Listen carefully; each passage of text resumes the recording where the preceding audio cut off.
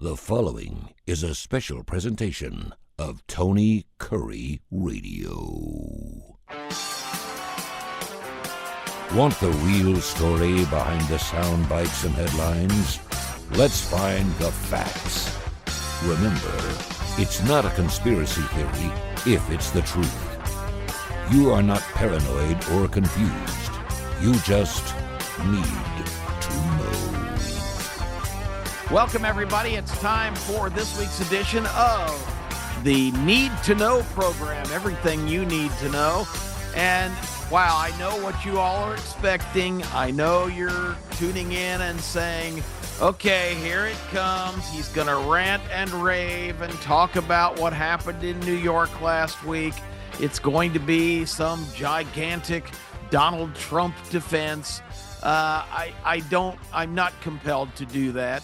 I think that the whole idea of this insidious rigged trial, which is the biggest joke in American legal history, was to get people that are clued into what's going on in this country all riled up. I think they were actually hoping that people would take to the streets and start doing what their constituents do, burning down buildings and breaking storefront windows and looting stores and reacting with all kinds of just outrage and horror.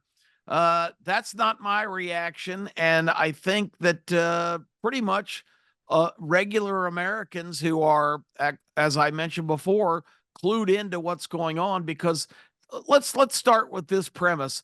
These people that are pulling the strings on all of this nonsense and attempts of turning everything upside down starts off with the conclusion that you, me, everybody listening, everybody walking around is stupid.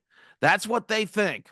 They think we're all idiots, ignorant, dumb, reactionary people, and they don't understand that most people that have strong opinions in this area, and again, I'll say it again, I say it every show, I am not a Trump lover. I am not a Donald Trump disciple. I heard somebody this morning, I was watching the hearing with Dr. Tony Fauci, who is once again before Congress, and he is double talking his ass off, trying to distance himself from any kind of accusation that the money, the budget he was overseeing that wound up being granted through Echo Health to the Wuhan lab where the virus, the COVID-19 virus, obviously leaked from, that started the whole pandemic. And I'm still not totally convinced that the leak was unintentional. Remember, if you just listen to our intro, if it's not a conspiracy theory, if it's the truth. The timing was so convenient on the 2020, in the year of the election where Donald Trump was up for re-election, and he had plans in his second term that was going to completely sink the battleship of this leftist progressive movement. And it just so happens that also one of the other main conspirators in all this, the CCP, the Chinese Communist Party, was suffering from Trump derangement syndrome because he had completely turned everything upside down they've worked for years to accomplish, which is to get this gigantic trade imbalance with the United States and be able to produce a labor market that was so economical that major companies relocated to China in droves to take advantage of such cheap operating costs. Trump was really putting a dagger in all of that with the imposition of big tariffs and his insistence that they had to increase dramatically their import rate of American goods to close that trade imbalance.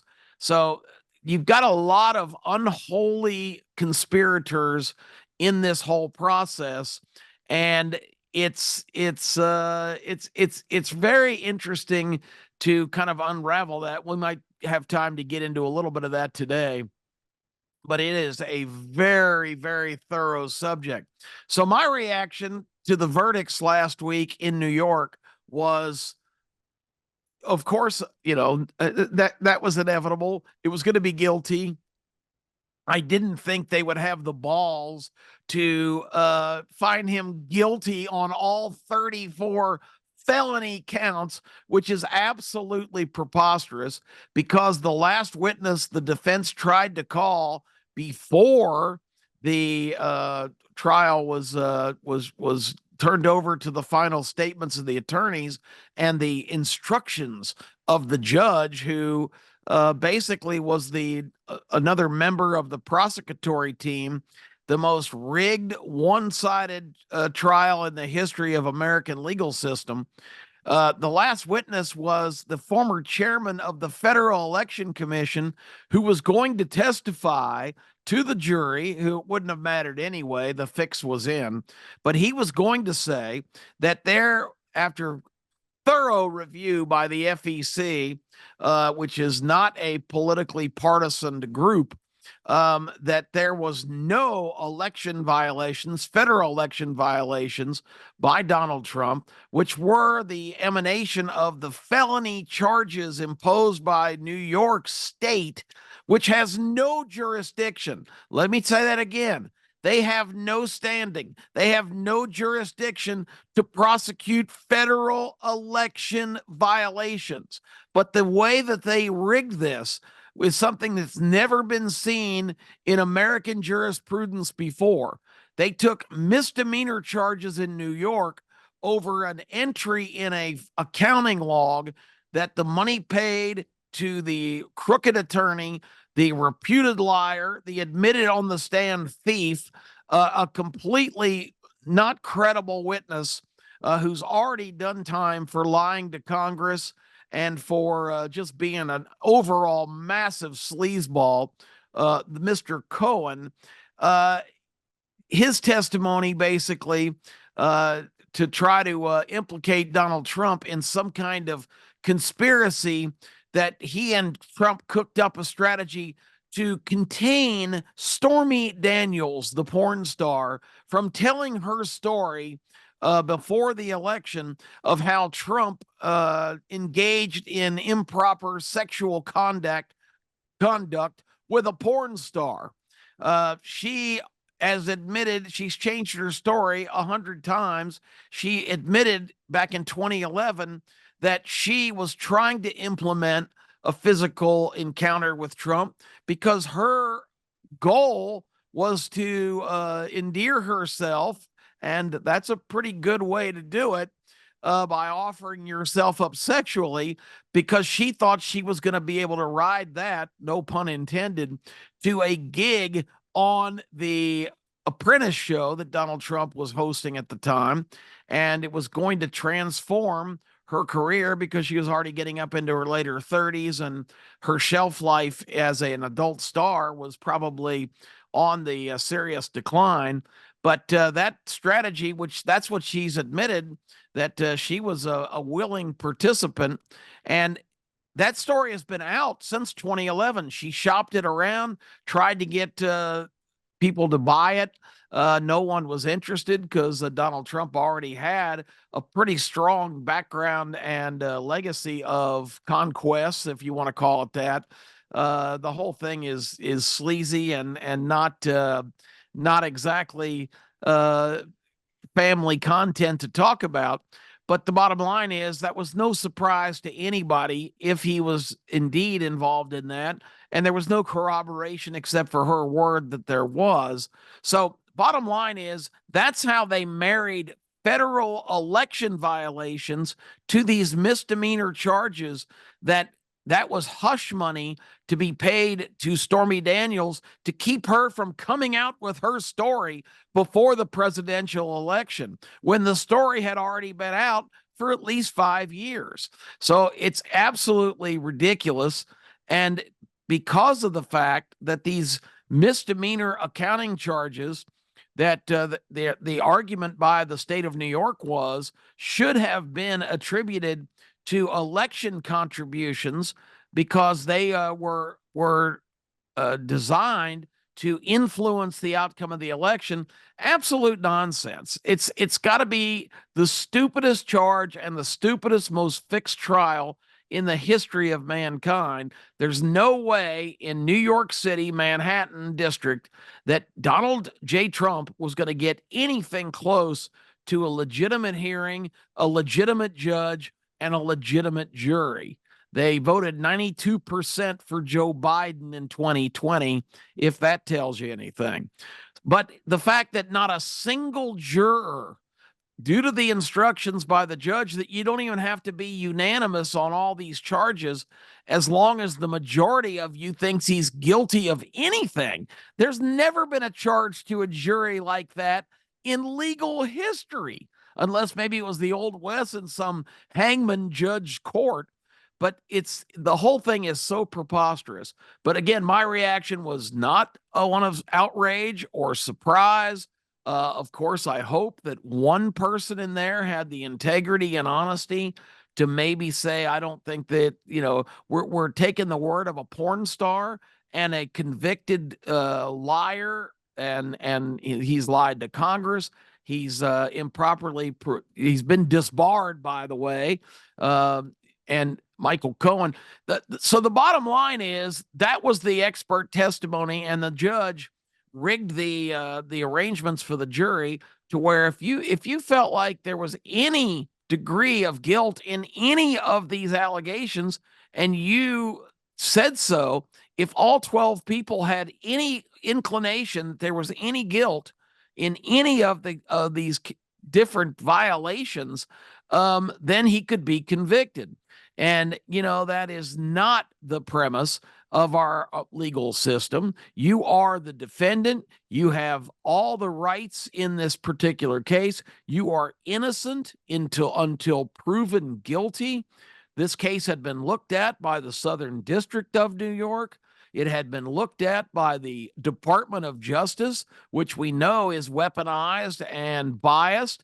It was looked at by other legal experts, including the agencies that in question here, the Federal Election Commission, New York State authorities in terms of accounting practices and corporate,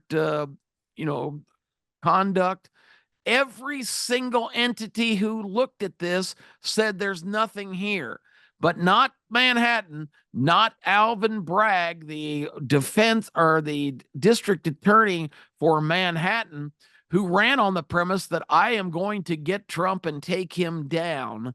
Again, this is like Soviet Russia under Joseph Stalin, when one of the most abhorrent dictators in the history of the world, when Joseph Stalin said, "You show me a man, I will find you some charges." So they constructed this ridiculous crime against Donald Trump, never even explaining what specific federal election violation he committed. And this jury came back in a day and a half with unanimous, supposedly, guilty verdicts in 34 counts. It's so outrageous, it's ridiculous. So my reaction was not surprise. It was not shock. It was not outrage. It was the expected verdict in this kangaroo court. And you could see as it unfolded how it was developing that this was going to be the final result. But what it does is galvanize so much of America now. It's a very, very hard push that doesn't create anger or outrage or frustration. What it creates is massive motivation. This cannot stand.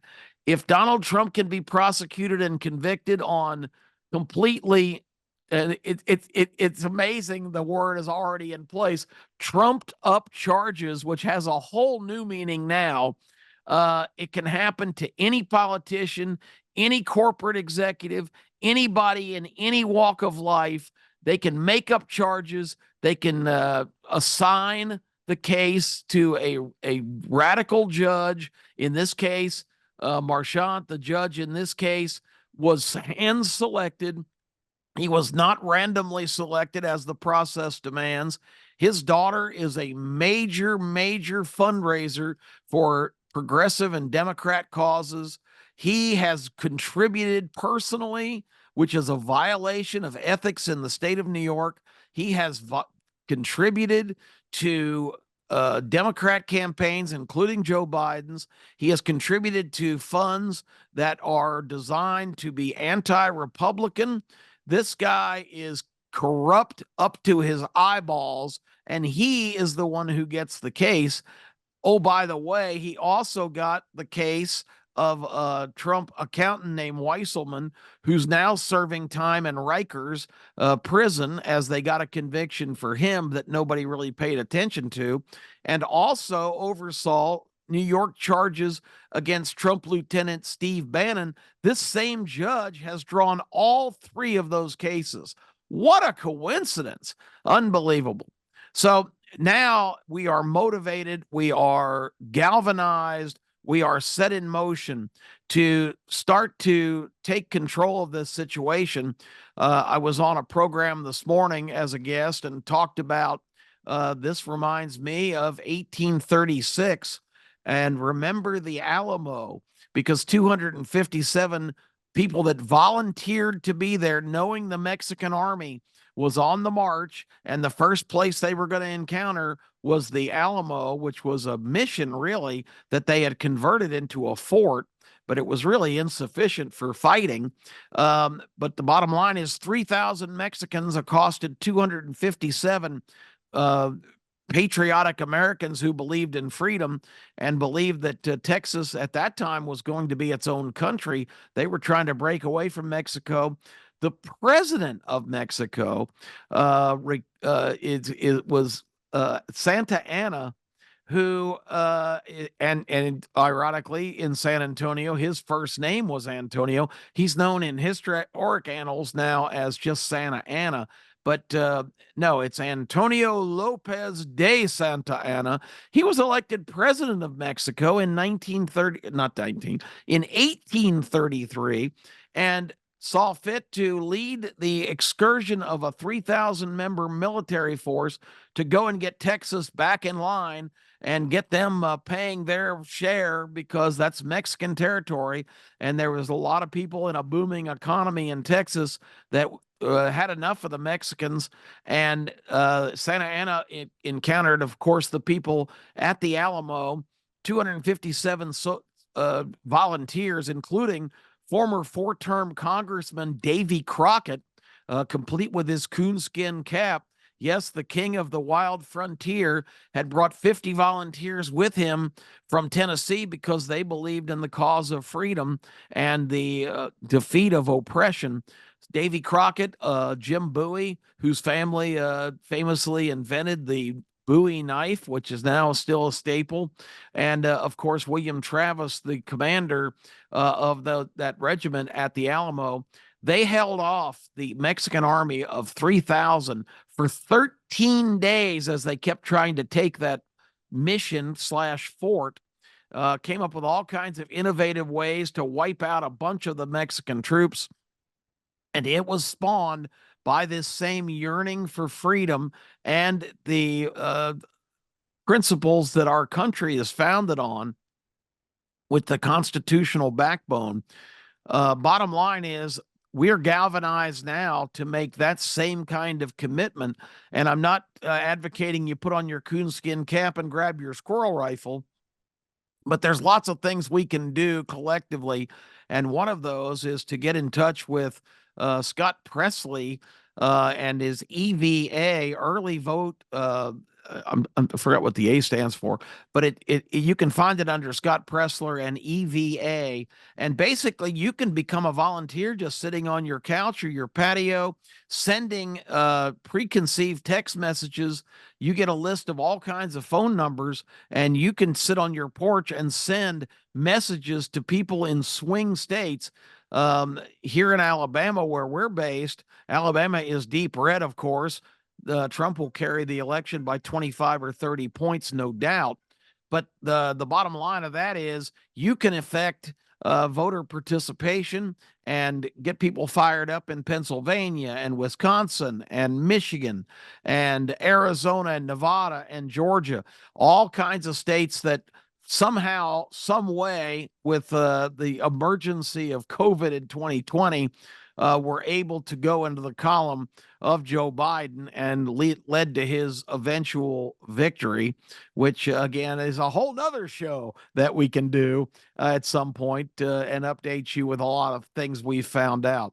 So bottom line, this is time for determination and motivation and taking of action.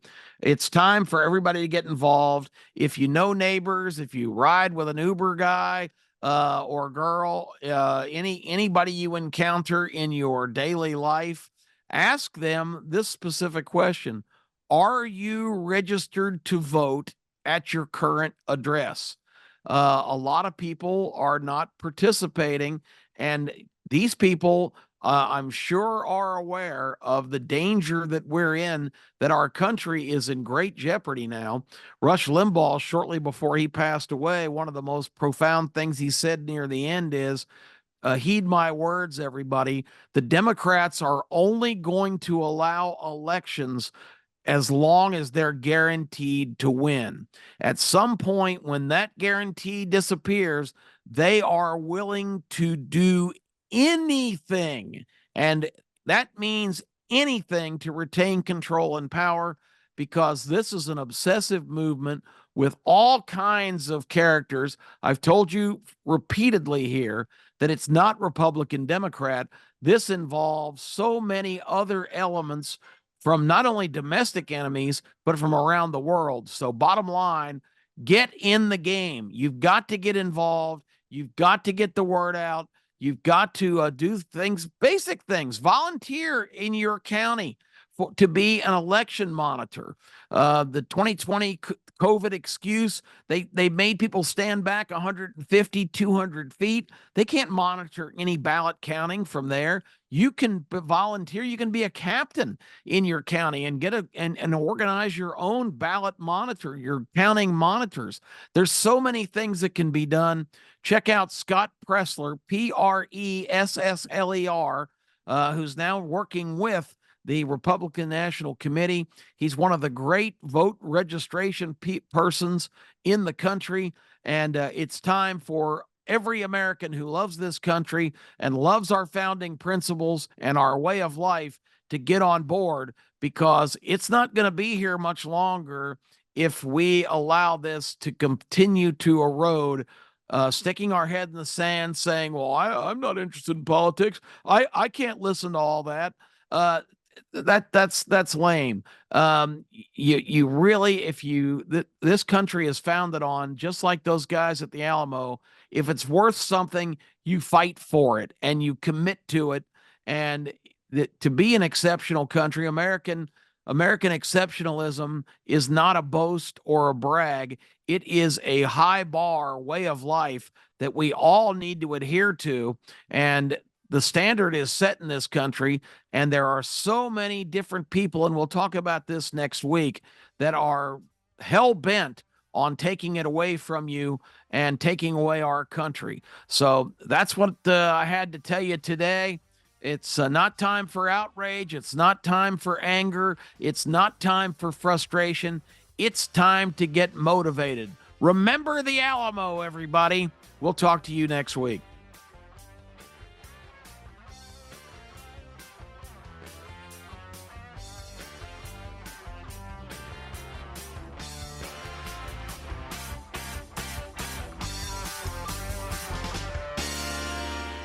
This has been a special presentation of Tony Kurre Radio.